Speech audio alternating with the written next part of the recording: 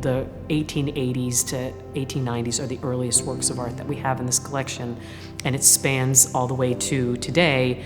When visitors come to PAM, or if I'm giving a tour or something, the first thing I ask visitors is, do you know that Provincetown is the oldest continuous art colony in America? And 9 times out of 10, not only do people not know that, but they don't even know what that means. And it took me a while to figure out, what does that actually mean? What it means is Charles Hawthorne, the artist, came to Provincetown in 1899. He had been studying with William Merritt Chase in Shinnecock, Long Island, and he decided to mimic William Merritt Chase's school of plein air painting and bring it to Provincetown. So he opened that school in 1899, and that school still continues today.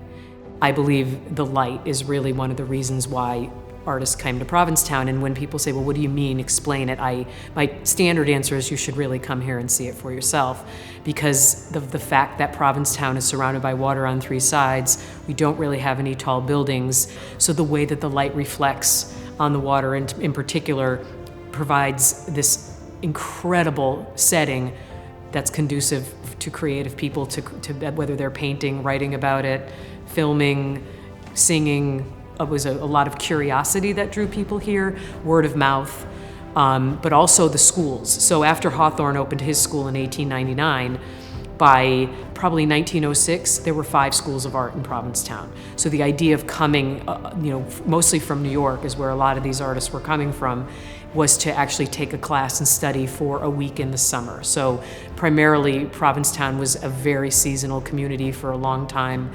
Artists came in the summer. You could rent a room for $3 a night. Artists were treated like royalty in Provincetown. Every afternoon at the end of the day, fishermen would leave a bucket of fish at the end of the pier for an artist to come and get something to eat if they didn't have anything, with the understanding or hope that maybe the artist would want to paint them.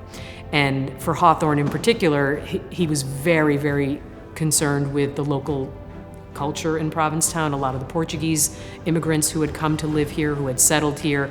So a lot of the portraits that he painted were of the local fishermen, Portuguese workers, children, and people of the town. And so his legacy really kind of traces the who of Provincetown, but also the pier, the wharfs, the beach. And so his work is really iconic in that he documents what Provincetown was from the time 1899 to 1930. It was a specific way of looking at how color melds, and how mixing color and creating light through color was really a key piece of his philosophy. Most of the time you were painting outdoors in plein air.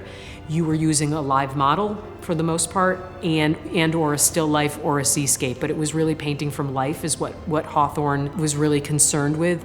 Everyone was given the same materials. If your work was hung in a gallery, 9 times out of 10, you were hanging it. If you were Robert Motherwell, you weren't getting a better space on a wall than somebody else. There was really this on equal ground kind of thinking, which the more I learned, the more I'm blown away by that, because the New York art scene was very, very different. One of the things I love to tell new artists or younger artists that come into Provincetown, like the Fine Arts Work Center fellows who have an exhibition here, a lot of them come from other parts of the world. And what I tell them is that when you go out to the dunes, or if you're in Beach Forest, or if you're somewhere, just remember that Helen Frankenthaler and Robert Motherwell and Charles Hawthorne, they were looking at the same thing you were looking at. And the inspiration that they received through the beauty of this little spit of land is the same thing that you're receiving. And so think of yourself the minute you step foot here and start creating, you become part of the legacy. The history is just so rich, and there are so many people that have dedicated themselves to making that history available, whether it's through a structure or a building or an artist or a book or a poem or something like that. I think the richness of creativity still exists today, and I love when I see people be able to recreate themselves because of Provincetown. An artist will say to me, I'm doing something completely different now. And I think that's really exciting, and I think that goes all the way back to the beginning.